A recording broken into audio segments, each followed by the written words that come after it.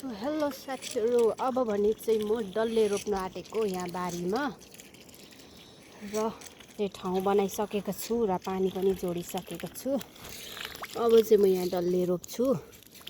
यहाँनिर चाहिँ मैले अस्ति पनि रोपेको थिएँ, तर अलिक केयरलेस गर्नुको कारणले गर्दाखेरि चाहिँ भएन र मजुरले पनि एकदम ज्यादा मजुर आउँछ हाम्रोमा चाहिँ। अनि मजुर आएकोले गर्दाखेरि चाहिँ सबै मजुरले खनेर बिगारिदिएर होइन हामीले चाहिँ रोप्नु पाएन। रोप्ने चाहिँ रोप्यौँ तर भएन।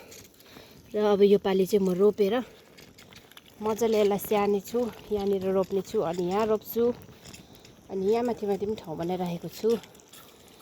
आज चाहिँ म यहाँ रोप्ने छु।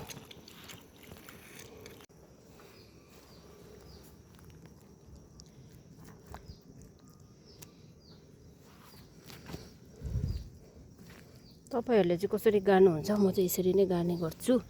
अगाडि नै पानी हाल्छु, त्यहाँदेखि चाहिँ यसरी फेदले धान रोपेको गरेर म चाहिँ रोप्ने गर्छु।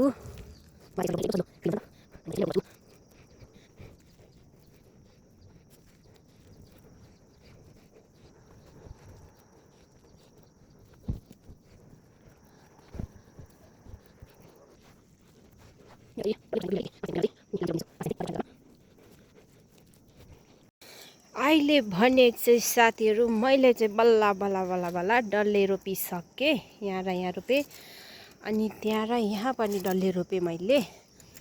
र अब चाहिँ मैले यहाँनिर आज चाहिँ अलिकति साग पनि रोपेँ। यहाँनिर अब मैले साग रोपिसकेको छु। मैले मेरो आजको काम रोप्ने काम चाहिँ सकिसकेँ होइन। अब चाहिँ म घरतर्फ लाग्ने छु। यो चाहिँ हो हाम्रो केराबारी। हाम्रोमा चाहिँ एकदमै ठुलो केराबारी छ। अनि अब चाहिँ मेरो काम सकियो। यसरी नै मेरो भिडियोलाई माया अनि सपोर्ट दिनुहोस् होला र नेक्स्ट भिडियोमा हामी फेरि पनि भेट्नेछौँ। By by.